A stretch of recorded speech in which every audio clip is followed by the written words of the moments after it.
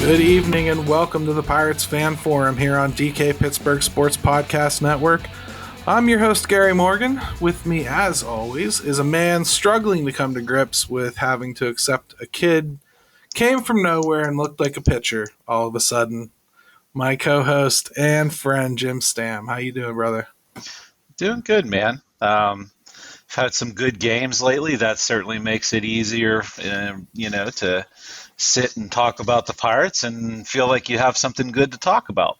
Absolutely. I mean, I know we said we were going to talk about these rule changes this week, but how can we at this point, really? I mean, today we're going to answer a really good call your shot. We're going to talk a little bit about some recent GM comments because that's always fun as hell. Of course, we're going to talk about how the team has been playing recently. So and we'll get to rule stuff. We've got a whole off season to do that. So it would have been interesting. But to be honest, I'm still going back and forth on a few things. So I've read some more things. I've sent you some things to read about it. Yeah. I've read them. I've collected people's comments. Yeah. I'm ready to rock on it. It just doesn't feel appropriate right now. The Pirates actually gave us something to talk about. Pirates did. The couple guys did too. So yeah, let's do that instead today. Right. Let's start right there. It's been at least in the conversation for most positive week of the season, right? I mean, where do I start? Keller looks like everything we hoped back when he was a top pitching prospect in all of baseball. Luis Ortiz comes up here and looks like a seasoned vet. I mean, I'll let you start. What did you see this week? And more to the point, do you feel better about the direction as we barrel towards the off season here? It's funny, isn't it, how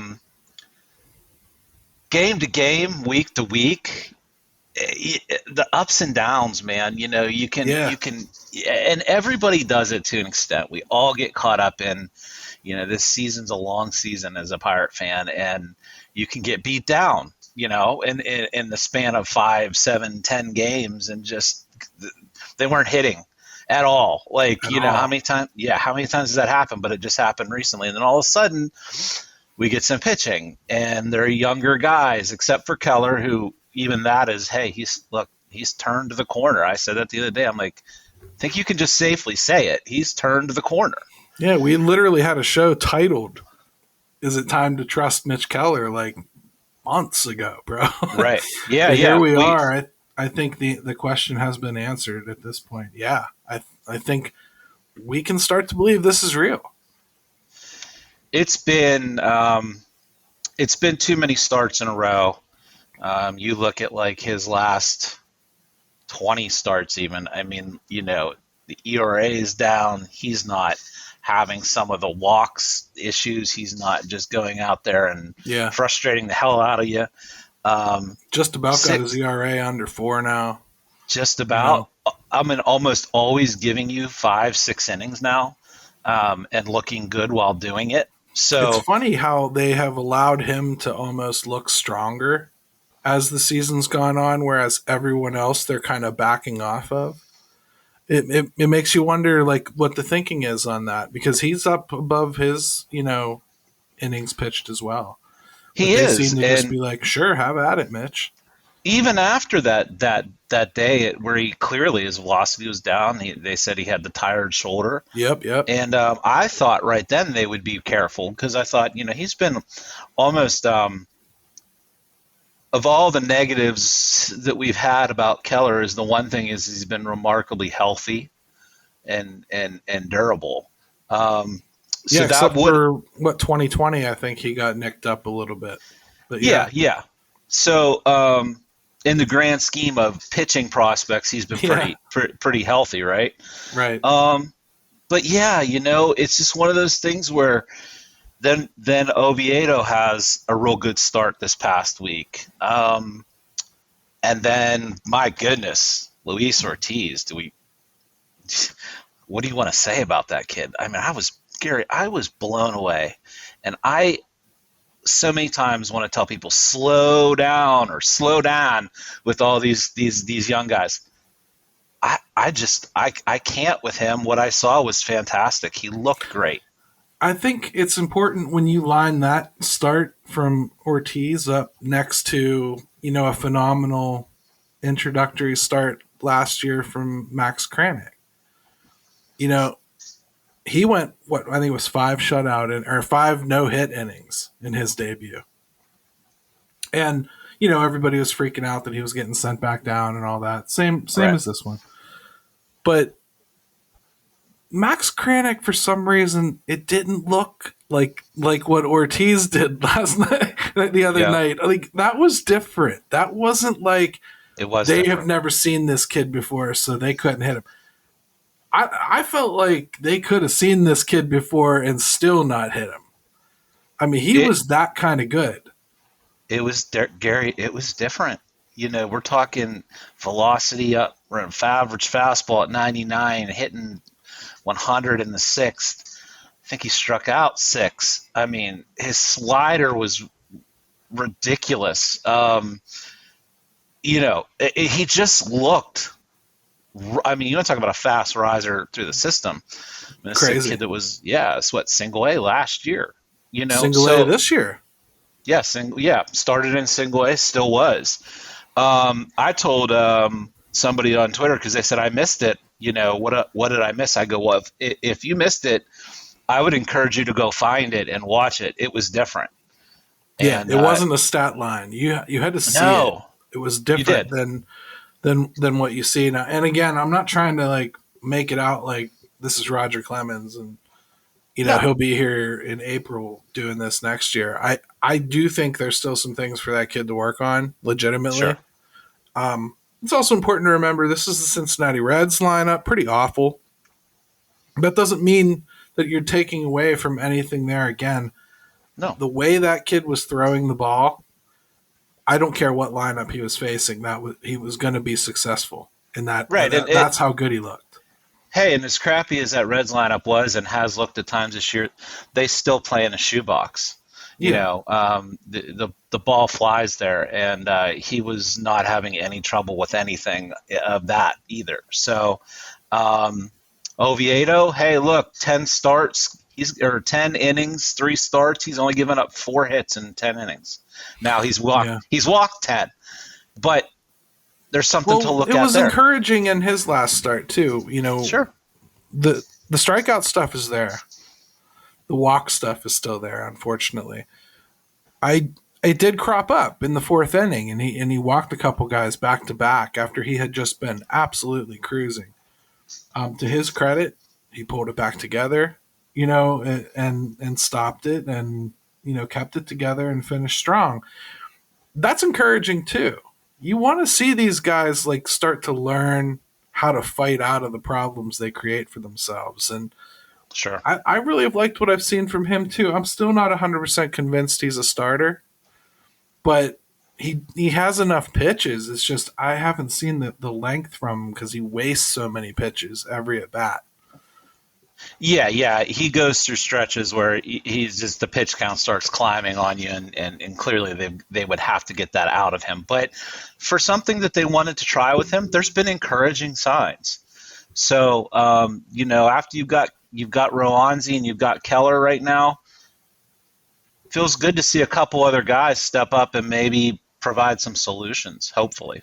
Absolutely. And I think we got to take a quick break here, but when we come back, I think another reason that this was a little bit of a positive week didn't have anything to do with the Reds series. They were a bullpen away from taking the Cardinals to task too.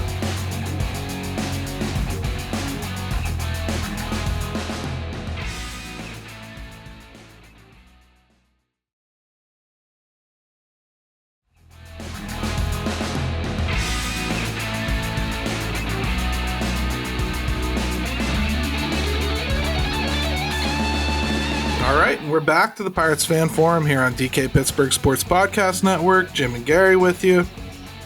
And Jim, I just want to kind of pick up where we left off a little bit and finish talking about the ramp up to last week. The Cardinals series, Pirates lost two. I guess you could consider them heartbreakers if you were in a pennant race, but they're kind of more, typicals, if you will. If Sure. that. Yeah, just yeah, Yeah, missed opportunities. Let's put it yeah. that way. Really, the bullpen allowed them to slip away, and I guess I can get upset about that. It's hard for me to get too upset about a bullpen that is missing, in my estimation, three of their four best options back there, and Holderman, De Los Santos, and Bednar. Yeah. So you take all those off of that out of that bullpen, and you're left with Will Crow having to do a lot of heavy lifting, and DeJong having to do a lot of heavy lifting, and Manny Benuelos looking to do way more than he should be asked to do, and you get to the point where you got Dwayne Underwood Jr. closing a game for you, and you're biting your nails up 1-0, in the second game Right. of that doubleheader, right? So, I mean, I think the Cardinals series, the record makes it look awful, but they were in all those games. The offense has really started to kind of turn it around.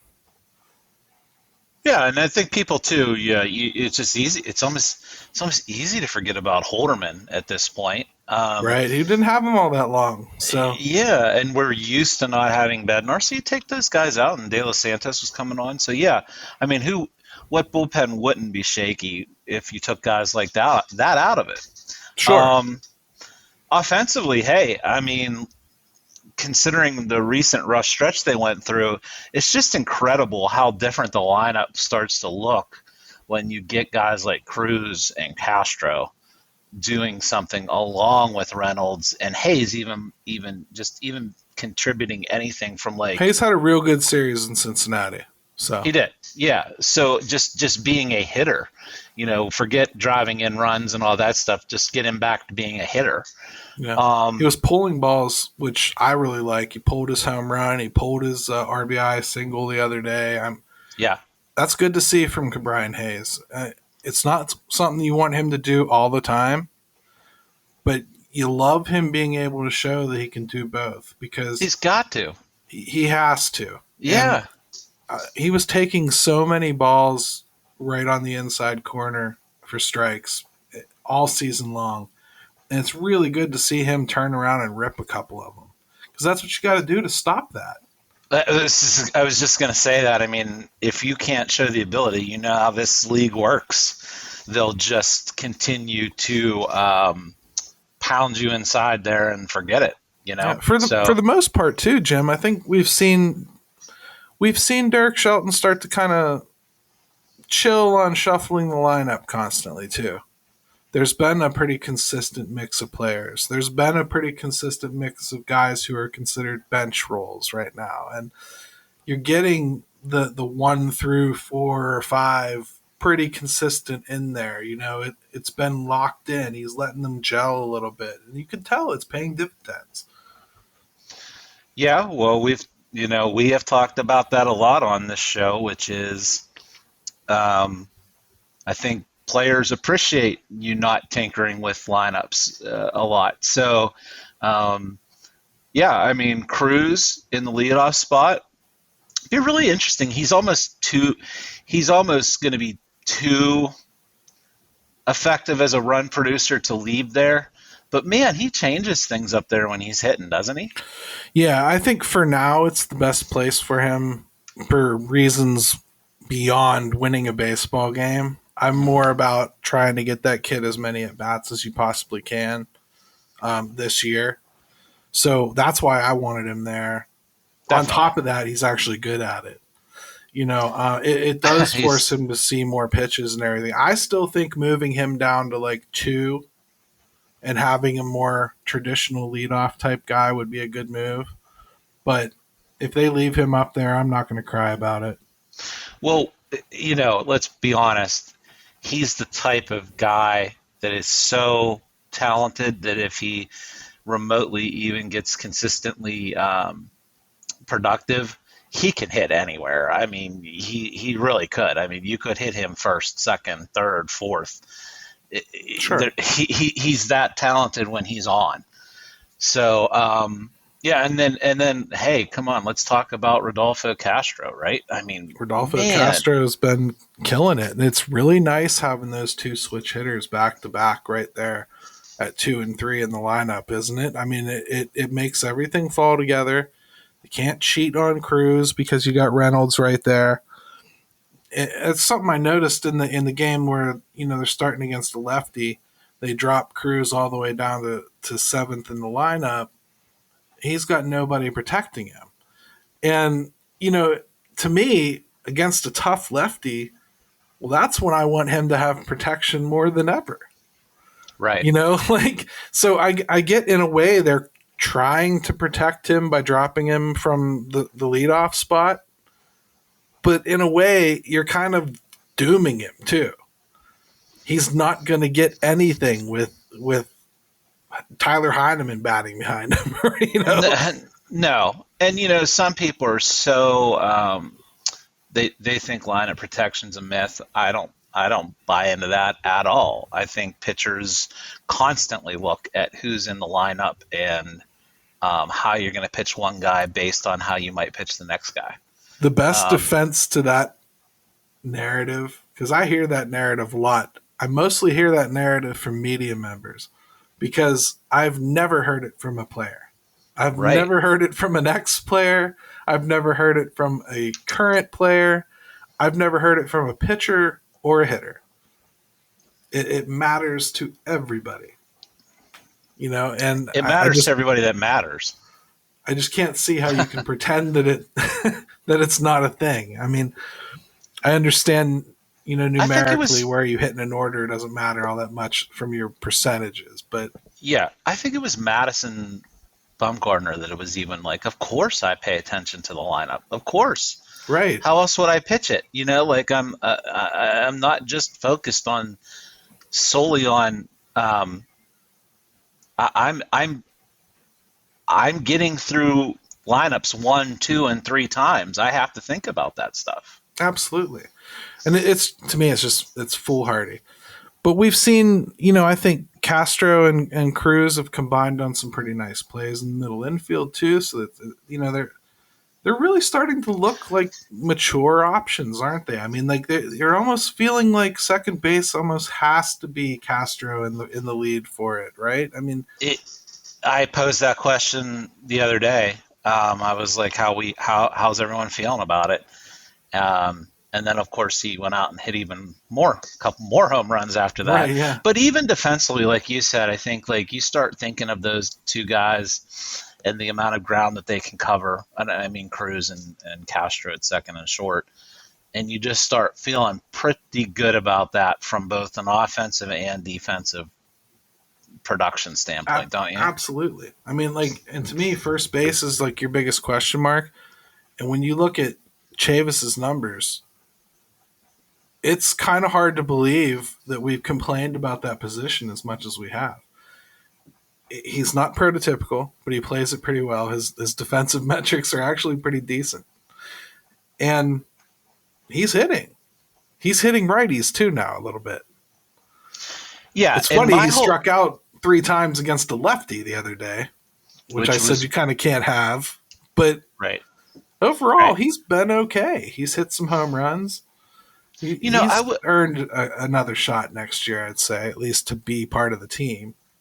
I think absolutely part of the team. I think like the perfect world, I want them to get a guy at first base that has the size to help out some of these fielders around the infield. Right. Because I mean, Chavis, he's done well, but he's physically limited in the sense of like, he's 5'10" on paper. He's not 5'10".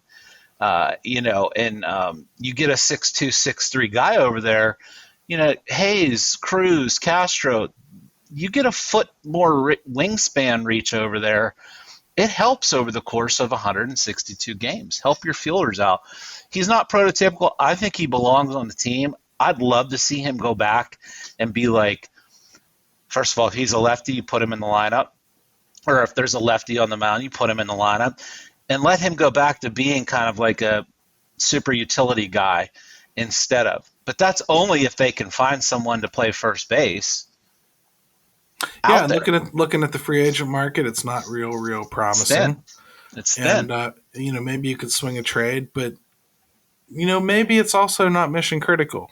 Because, if you do believe Malcolm Nunez is going to make it up here, or Mason Martin, if you're still, one of those people, which I'm not completely giving up on him. I just I've lost Yeah. my zest for, Yeah. continually bringing his name up until he makes me. If you're Nunez one of is the those, guy that you're hoping for. yeah, but I mean, you figure too, you've got Henry Davis, maybe not going to pan out as a catcher. Or Andy Rodriguez could even Dude, potentially move over there. There's got to be room for all these guys. So maybe it's not a position of absolute need. Like maybe I can take it off of my list. I'm saying, has Chavis been good enough that I can be like, okay, make sure you get the catcher, make sure you get some pitchers. I'm happy. yeah, I mean, like, if we could get 2 or 3 of those, regardless of how that sorted out, I would be fine with that. It's funny you mentioned Henry Davis. I thought even when they drafted Henry Davis, even back then, and people freak out when you say this stuff because then all of a sudden he loses value if you move him behind from catcher. I always kind of thought he might be a first baseman or end up at a position like that. I really did. Now, and Andy has really made this whole thing interesting because they both are catchers. Rodriguez is hitting the crap out of the baseball at every level, every chance he gets. So maybe he's here before we even worry about Henry Davis.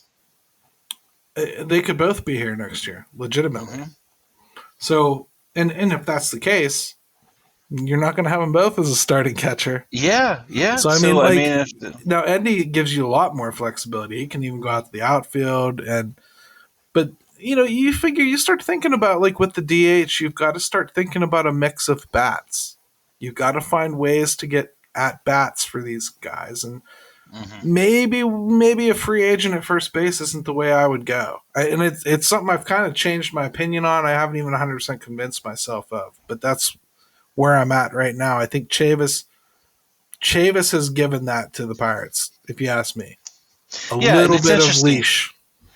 And I think I've moved just the other way that I'm like, if I could get somebody better, I would. And I'd like him to be a part of things in a different capacity. But there's nobody out there. And it is really thin as far as the options go. So look, you're never going to go wrong with, man. Even if they just went out and did the pitching, I would be, starters or relievers. I would be. Yeah. Well, let's start somewhere, Gary. Right? Absolutely. I mean, the thing is, I say that knowing right now they don't really have anybody else who can play it but Zach Collins, which is not somebody that I see them bringing back. So you're talking first base. Yeah. So I mean, they're going to have to get somebody. It's just, you want somebody to be somebody that you actually feel can compete with Chavis's bat. I don't know that that's out there unless it's Trey Mancini. He'd be the dream, right? He'd be the dream guy. Like Cal Mitchell has reinserted himself into the conversation just as a hitter. And is he somebody you could consider there? Well, I would. I mean, clearly his arm is not awesome out in the outfield. It's just not. And I don't see him as having a DH bat. Right. So, he always seemed like a natural candidate. He doesn't look like a moose out in the field. He looks like he can handle himself. So, you would think he could play first base. I mean, look who else they're willing to try over there. So he's somebody I would consider. But like you said, I mean, they're not Zach Collins. I mean, come on now. Right. That's not a plan. And if it is, they love those. They've loved for GM upon GM those former number one picks. They love that. Oh, I know. We should. Should do, Jim. We see how often that works. We should do Call Your Shot because I'm having a good time talking about players. So I want to keep going with it, and this question's going to lead us right into it. So yeah, let's go ahead and do Call Your Shot right now. Sure.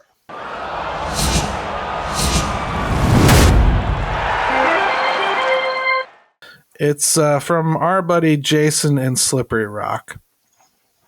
He says, of course the record is bad, but can we not credit Shelton for Keller and now Cruz figuring things out in a major way? Now, we spent a lot of time talking about Keller earlier. I'm not 100% sure how I get to crediting Shelton for Keller. I mean, Oscar Marin, I've said he's been tied to Keller's career. I think Keller has helped him save his tenure here in Pittsburgh. I think he gets another year because of how good Keller came through this year. Yeah, do you think he meant Shelton in particular? He wrote or maybe Shelton. Like right, but like but I was also thinking like sometimes you're like thinking of him as well, we can change it to coaching. Coach. We can change it to coaching. I mean, or either that's the way we want to take it.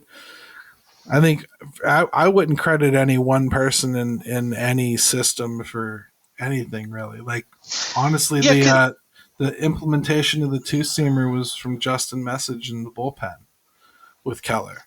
And then he took it from there and seeked out his own advice and everything. So it's an important distinction. Yeah, but it's not like Oscar Marin was like, you did what?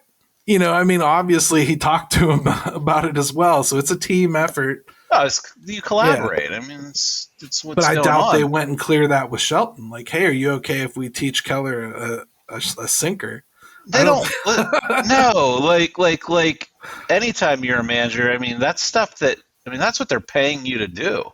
Like, it's go problem solve, try things. Like, great, report back to me and blah blah blah. But right, I don't need you knocking on my door every 3 seconds telling me, Skip, we're trying this. You know what I mean? Like, and so that's why, like, if it's just Shelton we're talking about, I would caution against the line of thinking that Derek Shelton himself at this level in this stage is directly responsible for that stuff. You know, well, let me take it here on Cruz with Shelton. Like I'll try as hard as I can to hammer an answer into this, because if you think about Cruz, when it comes to Shelton, he's given him opportunity.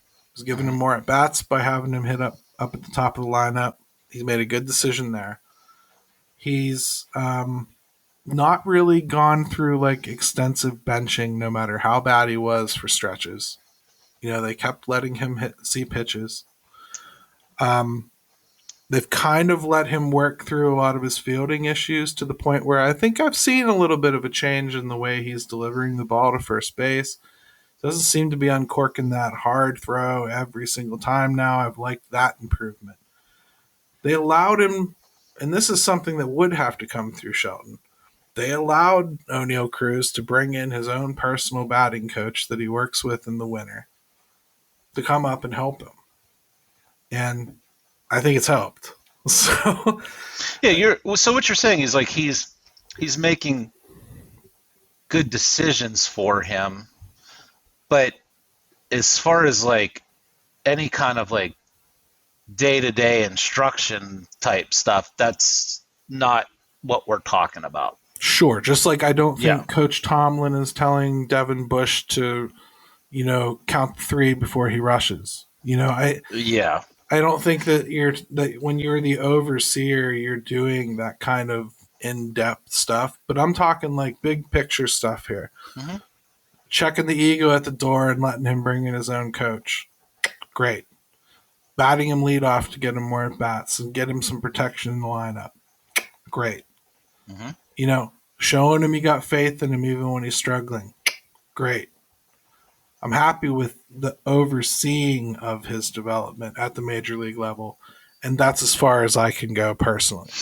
Yeah, and well, I mean, if you want to take it back to the Keller thing, I mean, even just giving the guys and the players kind of the permission to ahead of time say, like, we're in the problem-solving business. If you think you can work on something, by all means, go ahead and do it.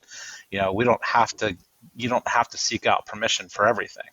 And so that stems back to kind of what we're talking about. It's I kind of think we like even what Derek Shelton was saying about Luis Ortiz the other day. He was asked about how did he rise through the system so fast. He got this big smile on his face. He goes, I've never seen a kid that just takes the instruction that quickly. Like, we mhm. tell him to do something and it's implemented. Boom, he does it. I'm Well, paraphrasing, obviously. yeah. But Well, how that else? sort of How? thing, you have to credit the kids, right? You got to I, credit Keller for being willing to throw a two seamer. He's thrown a four seamer his entire life and relied on it.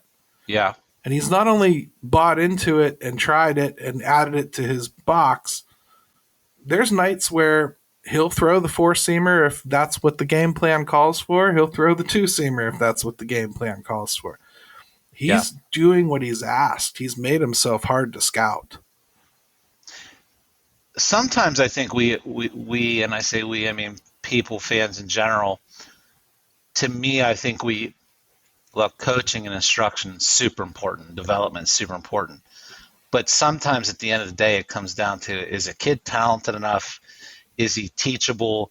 And sometimes they have to take that into their own hands and perform.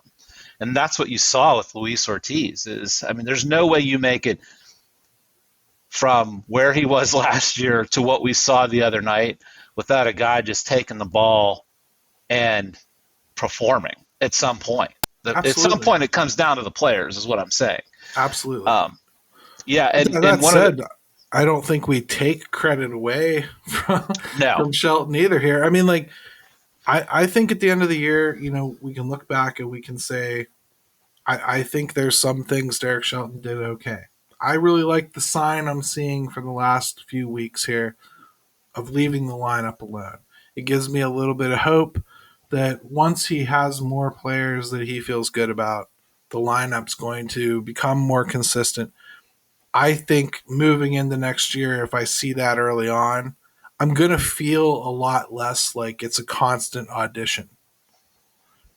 And that to me is going to make me feel like he's becoming a baseball manager, which yeah, is really what's driven me nuts most about him. yeah, and as they move away from being such a heavy hitting lineup, that has affected things too. So we have to be able to be fair and look at it both ways. I think they all will take credit for these developments as they happen, whether they had anything to do or not with Castro making this seeming leap that he's done, or Cruz finally turning around, or someone like Keller, who, by the way, I finally found the stat, Gary. Last 15 games, Mitch Keller has a 3.29 ERA.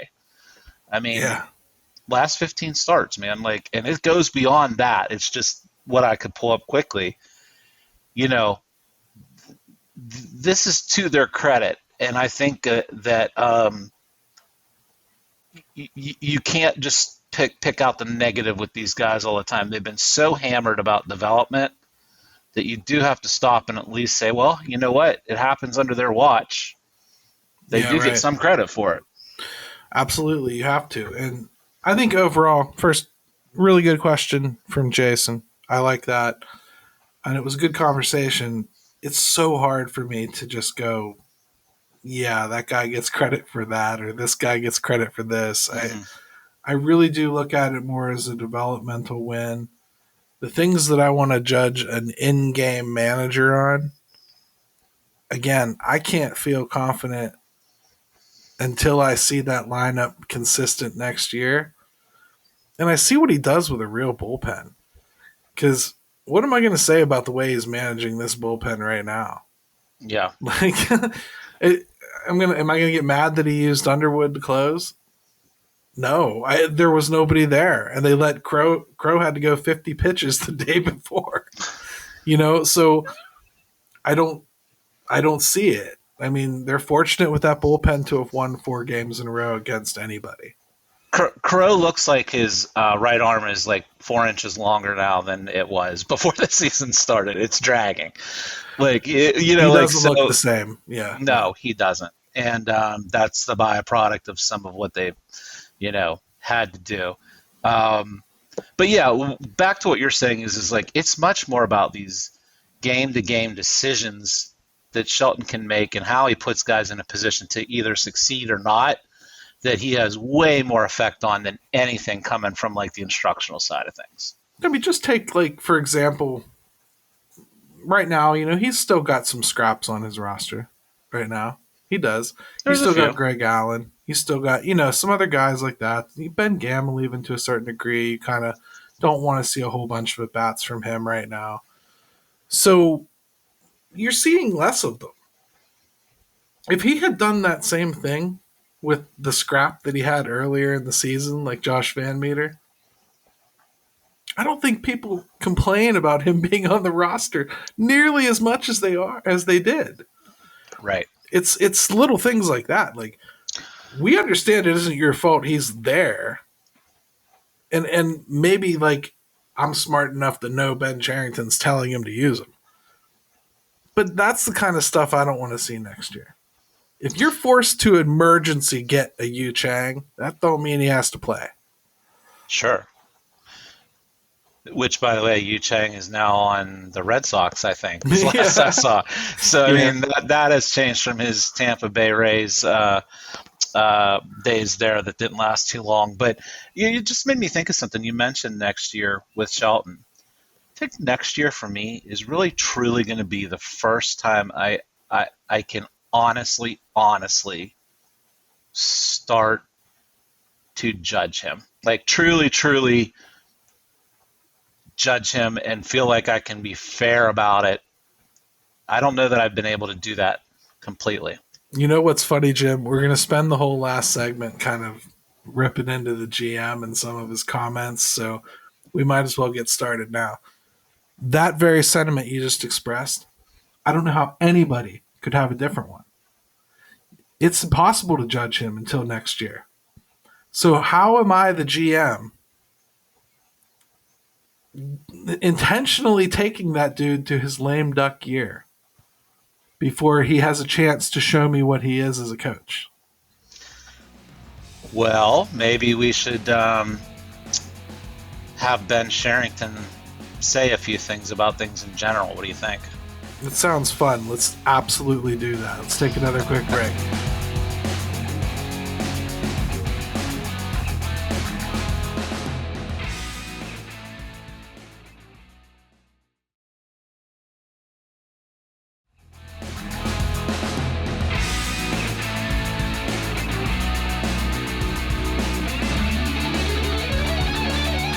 All right, and we're back to the Pirates Fan Forum here on DK Pittsburgh Sports Podcast Network. Jim, let's have some fun, man. It's time. We haven't done this in a long time. We had a long Ben Cherington sit down with the media, and we finally get to sit down and parse some of it. Let's have some fun. I mean, it's time for a good old-fashioned Jim versus Gary and his marketing background segment. Where I argue for the PR portion of every bullcrap thing he says, and you simply say, I'm a fan and I hate him. And yes, I'm a fan, I hate him, and just please just say what you mean and mean what you say, even though that's pie in the sky. Well, let's have at it, because this was your homework this week. Okay. So I'm going to start with a specific question that was asked to Ben Cherington about Ji-Hwan Bae. Okay. Who most people are just wondering kind of what the Pirates are doing with him down there in the minors. He's certainly performed well enough that we thought we might see him. We have not. And even furthermore, kind of question, like, what are their plans for him organizationally? I mean, is that somebody we're going to keep? Sure. Just because he hasn't gotten a shot. So someone asked if he would be called up. And this is our buddy Ben, working through it as only a GM could. He said, I don't know if they should expect that. I think our roster will continue to change. We still do have guys that we like, and he is a guy we like. To say for sure or not that he's going to be in the big leagues, I can't tell you that. I do know we like his skill set. He did have an injury earlier in the year, and he has come back and been building. But he's had a really nice year in Indy. Yeah, so I mean, first off, I always if he doesn't know the answer to this, Gary, who is going to? That's kind of where I was going to go. I always love when the person in charge of a decision tells you they don't know the answer. It's it's like you always Sax hear guy know. You always hear people will ask a president, "Hey, what are we doing about this?" And they go, we got to have a look at that. And it's a problem that's been going on for like 6 months. Have your damn look. Tell me what's going on. I think I understand why they wouldn't say, yes, he's coming up, because it may very well depend on, does Diego Castillo do okay in this little call up he just got? There's no place for him to play right now. I don't know where you would play Ji-hwan Bae right now. I wish that would be his answer, because where the hell would you play him? What would you do? Where's he gonna field? You gonna put him in center field and sit Reynolds? You gonna sit Castro? Where's he play? Then, yeah, like you said. I mean, well then, say that. The only thing I would add to this though is like, at the end of the year, if they wanted to call him up 3 games, they could do that. Like they know the answer to that. I mean, if they thought it was worth rewarding him for having a good season, it does kind of make me question what they're doing overall with him. It does, because there were opportunities to do it. I don't understand why he wasn't the call up before Marcano, to be honest with you. But he wasn't. Right. And if you're not going to have Marcano, okay, well, Castro's another guy. Well, Castro's taken hold. You're not going to take any at-bats away from him at this point. It gets to be a point where you start looking at some of the depth toward the top of the charts in the minor leagues, and you have to start thinking, some of these guys got to be kind of trade bait, don't they? Because what are you going to do with them? He's always been one that I thought maybe fit into that category. I don't know how that's a category. Personally, you're not the first I've heard to say that. I don't know how that's a category. What do you mean? Like, I don't know how you go, hey, that guy's somebody they're probably going to end up trading. I don't know how you know that when you're watching a prospect come up, unless it's like what you see around them looks so much better. But I don't think that's been the case with him. So now that I'm seeing some guys plant their roots a little bit, now I feel like, okay, yeah, I think he's somebody expendable. I'm starting to feel the same way about Travis Swaggerty. I think he's in the same category as Bae. They basically could have asked that question. Why isn't Travis Swaggerty up here? Same thing. Yeah, I think when I say I kind of always saw him in that is there's some peripheral stuff with him that some fans still aren't happy about. I don't even want to get into it, but he's had some issues off the field. And so I always felt that if some of the other guys performed, that's where they could use him as some kind of currency, if you will. Sure. So that's really all I was getting at with that. You're probably right. At the end of the day, he could have just said, "Look, I'm not sure yet. We'll see how things shake out. He's somebody that we might be calling up, and he's somebody that we might not be able to find room for before the season's over." But it just sounds so comical how it was such a long answer. I honestly would have preferred. I don't have the at-bats to give him in major leagues right now, and good problem to have. Right. I'd love something like that. Because something as simple as that. That's what it is a good problem to have. And you should be happy about it. I mean, I don't expect them to telegraph everything they do. And I'm not stupid. I don't need you to tell me there's no place for him to play right now. I look at what you have fielded. I look at this lineup. I can't pick somebody I want to send away for G1 Bay. Right. Just can't do it. And you can't even say Greg Allen. You can say Greg Allen is a worse player if you want to. I'll probably agree with you. I'd rather watch G1 Bay than Greg Allen. But G1 Bay is left-handed. And the only reason Greg Allen is on this team is because he's right-handed. Yeah, he at least serves a purpose for trying to balance out a lineup every once in a while. Yeah, and if I'm going to play a lefty anyway, don't I have Sawinski and Cal Mitchell and Ben Gamel? I mean, I don't need G1 Bay. Sorry. Castro's doing really well. I'm not taking a single at bat away from him. If anything, Kevin Newman never plays again. Yeah. If that's the alternative, sure. Now, okay, well, let's get into another one that's even more nebulous than that from a team perspective, because that was just a player. Now, imagine Ben Cherington being asked about a whole roster, because I can't wait. This is what you get when you ask Ben Cherington about that. We have to get into the offseason and see what the opportunities are. But I think starting pitching and offense probably forever are things we'll be focused on. What a term, probably forever. Anyways, all of a sudden it's the plot to Peaky Blinders and when they're going to stop committing crimes. Probably forever. Here, let me finish it out. Pitching in general, starting pitching in particular. And as we've talked about before, we'd like to get on base more. Again, for our team, more of that is always going to come from internal improvement. Your heart should drop right there, Pirates fans. But if we can help that outside the Pirates, then yeah, we'd like to do that.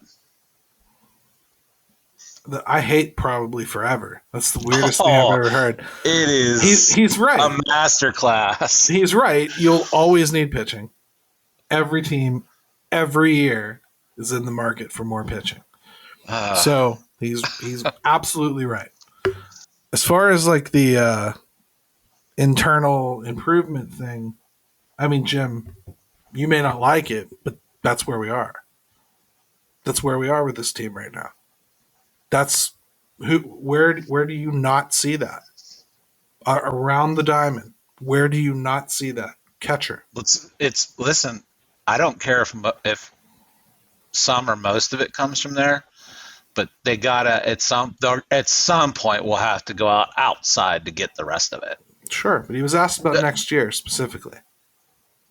So next year specifically, where? Where has the prospect list bombed out that you don't want to see anymore? You just complained about two guys that we can't get a shot to. Hopefully on the starting pitching side, they can say if there's an opportunity and it's going to be a 3 or a 4-year deal to get someone in here, then that's what I'm talking about. I completely agree on the starting pitching. That's why I kept saying around the diamond, because starting pitching, yes, and even he acknowledged that as a specific, which we should be grateful for, because he never does that. But yeah, now I want to ask him that today after the Ortiz start and the Johan Oviedo start, and see if we get the same answer, because that the pessimist in me worries that he'll back off that now. That's what's funny, Jim, is I still had people, just today, well, I don't know if we need to go out and get a starting pitcher now. Oh, my goodness. Oh, yes, we absolutely do. Yes, we do. It's because of that Ortiz start and Oviedo. People just right away, they're like, okay, they're starting next year. Absolutely. Yeah, no, you can't do it. You can't look at it like that. Oh, man, it's a dangerous game. It's a dangerous game to play. Yeah. You want to have veterans. You really do. And you want guys like Oviedo and Ortiz on options so that you can bring them up when you need them. And boy, one thing you and I haven't talked enough about this year, how fortunate they have been to not suffer casualties in that starting rotation. They have had Keller, Brubaker, really Wilson all year for sure. And who else did that? Rwanzi's really been Well, healthy as yeah, well. Contreras, they've done a good job, or they've either done a good job or been lucky with his arm. Point is, they're Uh, all okay. Thompson's the only one that got nicked up, and he only missed a couple weeks. well, they're lucky. Pirates fans are lucky. I didn't think of this until just now, because if I would have went back and did a little Twitter researching about Nick Kingham in the starting rotation after he had that first start, I guarantee you there were tweets about that at the time, already Sure. penciling him in. So yeah, like that's risky business, man. Look, we can be super encouraged about what we saw, but man, so much can change. Like that should change nothing when you're No. looking for starting pitching. If anything, I was very encouraged by those starts.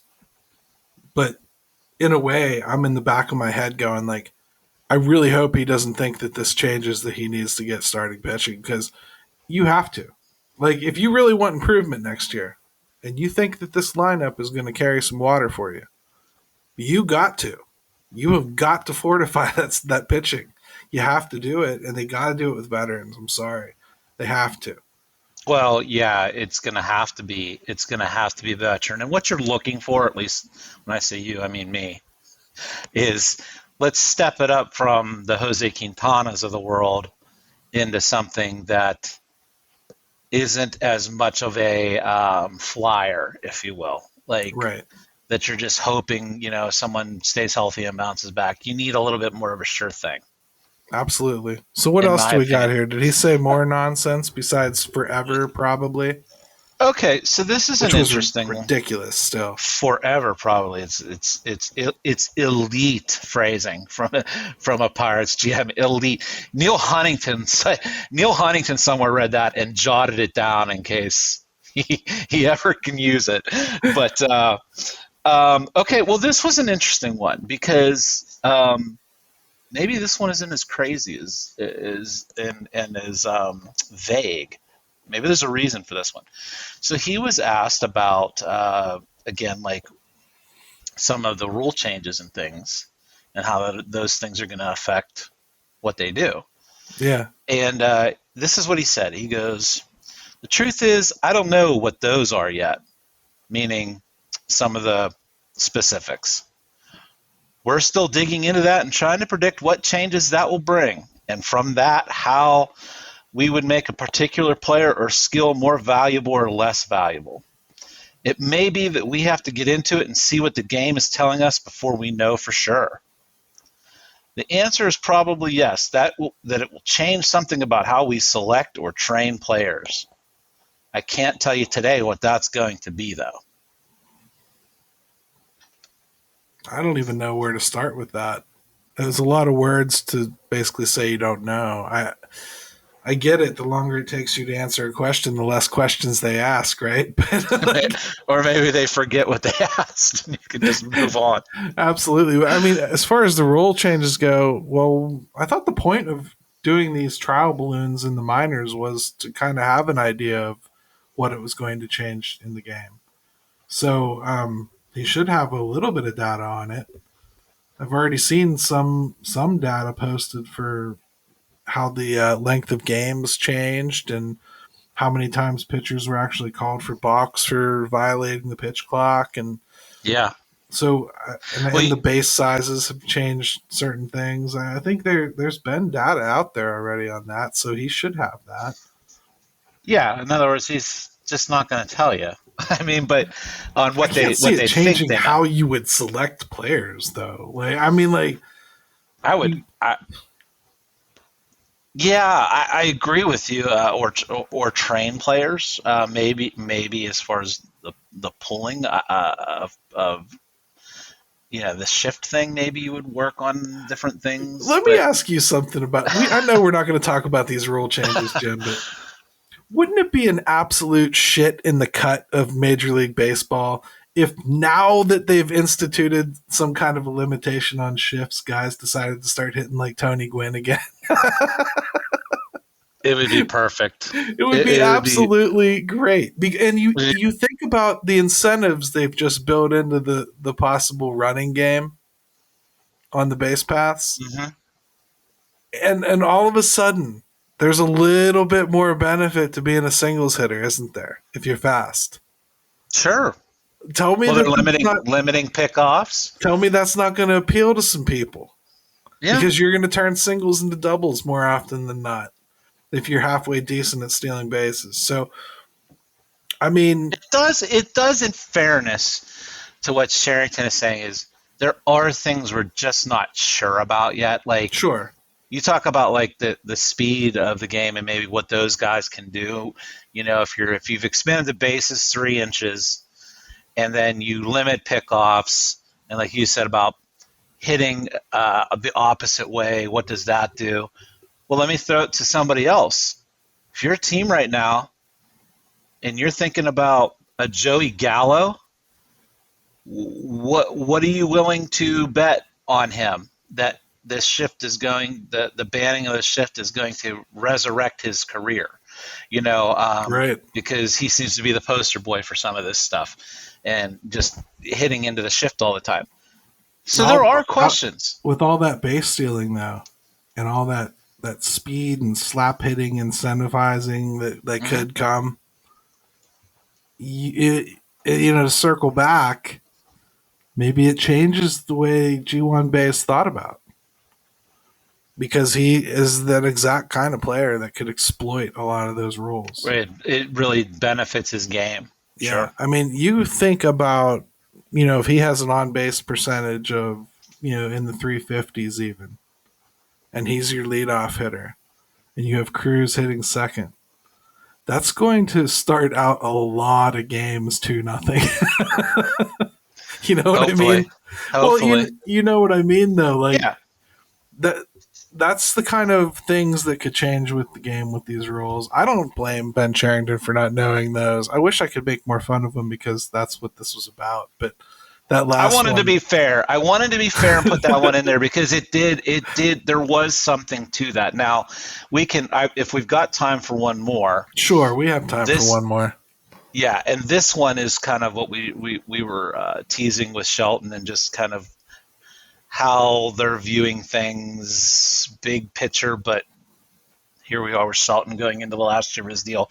So anyways, this was just about more of like a State of the Union type response to things, and you'll enjoy this one. Ben says, I don't feel any more urgency than I have every day that I've been here. Our entire jobs, our entire lives, really, are focused on making the Pirates better. And everything we do is only about that. We know that we're not going to get everything right over time as we try to do that. We have to keep learning and getting better and better and better at everything we do. As we do that, the results will get better on the field. End scene. Yeah. I mean, it's not even about disagreeing with him. Over time, his statement will be very true. Talent's coming. It looks better. You can already see the kids starting to develop. Eventually, they're going to get good enough just through attrition that better is easily provably true. That's going to happen. I don't think I've the bar has not been high either. I don't think I've ever questioned that. I know that's a joke. Haha. I actually think they will get pretty good. I just don't know that. And the question I've always had is, will they get all the way? Will they do what they have to do to actually reach that last bit? I've never been able to say that. I never will be able to say that till I see it. I agree with what he's saying, and he's been saying this same crap since 2019. This same exact spiel. It's rehearsed. I bet you could search that paragraph on Google and find very close to an instance of it. It would come up like under the search, the number one, and it would say missing and the. Because it's going to have every other word in there because he said it before. Search for a quote where he says better 4 times and see if it comes up. Point is, okay, it's rehearsed at this point. I've seen it. I think people just get irritated when you're saying it and it's like I was saying earlier, we wouldn't have gotten on them about having Josh Van Meter on the roster as much if we didn't have to see him constantly and watch him start over people we really wanted to see. Yeah. That's been a huge problem for Yeah, the fan base to swallow. So it would be a lot easier to swallow what he's selling as long as we're seeing that on the field. So it's easy for me to accept when I've just watched O'Neal Cruz destroy the Reds and, a brand new pitcher that I hadn't even heard of in April come up here and kill it. And somebody you just traded for come up here and do a really good job in his start. And Mitch Keller's coming along and Castro looks like he's developing. Cal Mitchell's hitting. Because all that makes sense. Yeah, but a week and a half ago when you were saying the same exact statement, that's where my brain defaults to as far as my irritation. Because even though I've seen it in the last week, well, you were saying the same thing the last time we talked to you. Nothing that dramatic has changed in 2 weeks. You can't sell that same exact statement over and over and over again. We get it. In fact, shouldn't those just be givens? If you're a general manager, what is your job? To make the team better. Hot damn! To make the team better. That's your job. Well, so don't sell that to me as like my philosophy. It better be your philosophy. That stuff doesn't need to repeat. I think in a town like Pittsburgh too, lip service doesn't go very far. Not here. People are too blunt. People just want to hear what's going on. If you're going to do lip service, you have to do it like Tomlin. You got to do lip service like Tomlin, where you literally just make up words. Like you just make up things and people buy it because most of the reporters are like old white guys. So they're like, he'll say something like, that's popcorn. And they're all like, oh, so that must be something from the streets. And yeah. Or the urinate down your leg quotes. Give something funny. They run out there acting like it's something they've heard all the time from the youngsters. But it's just Tomlin making something up and sending you off. He don't care. There's an art to it for sure. Yeah. But you can't do that as a general manager in any sport. You have to, when you speak to the media, the platitudes, especially when they're reused and recycled over and over again, they just get old. You can't tell me that nothing has changed from spring training to now. I want a different answer now than I wanted in spring training. Now I want you to tell me I feel like we've got a good base laid here. Let's look to really get better next year. That's what I want to hear. Add a little something to it. As we sit here and we talk about this, what the one thing I would love to hear Ben Cherington answer right now, and just to see what kind of answer came out of his mouth. Hey, what do you do with Derek Shelton? What do we, he's coming into the final year. What are we doing there?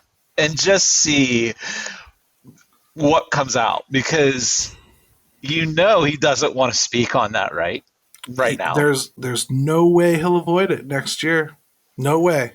It's already time to ask it. It's already time to ask it. I'm kind of surprised I haven't heard it asked yet. I'm not saying specifically it hasn't been.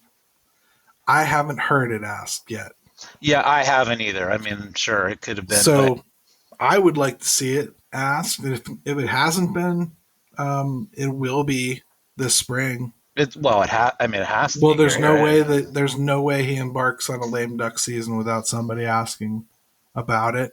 And I also wouldn't put it past the Pirates to just pop an extra year on the end of his deal and not say a word. Yeah, they could do that. And they may have to. They may have to just do that. They may. You're right. And buy themselves some time with it. But I want to hear it asked. I do too. That wasn't the worst Ben Cherington quote breakdown ever. As far as it wasn't as ridiculous as normal. But I think he's actually gotten to the point where he's literally saying nothing of substance.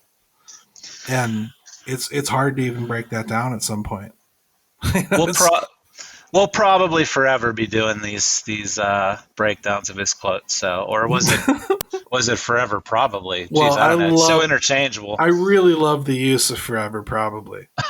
So for real, I mean, that's how long we plan on doing this podcast. Forever, probably. So sure, why not? It works for us. Means. Why not? Yeah, why not? Hey, good talk, man. How do people get a hold of you, brother? Yeah, so Twitter all the time. It's at Jim Stamm 22 or for the city _412. And baseball's winding down, but always talking baseball, Steelers and Pitt and Penguins too. So I love to interact. So shoot me messages or let's get into some good sports talk. Yeah, and I should be remiss. We're recording on Roberto Clemente Day. Yes. So the show's officially going to be out there after it, but just still got mad respect for Roberto Clemente. I try real hard, especially on a day like this, to not resent watching this version of this team use him to promote themselves, because it's the only day of the year where it's really acceptable to me. I hope someday soon we could be showing him because we're just proud of him, as opposed to trying to sell tickets for an inferior product. That's really where I hope this all heads more than anything else, because I never got to watch him play. So I'd like to look back fondly on stuff like that instead of have any hints of resenting it. But, me neither. It'd be nice. It would be nice to be able to truly, truly celebrate it. With them having some real action behind it too. Yep. So follow me on Twitter at GaryMO2007. And without further ado, Ben, take it away. Yes, your butt.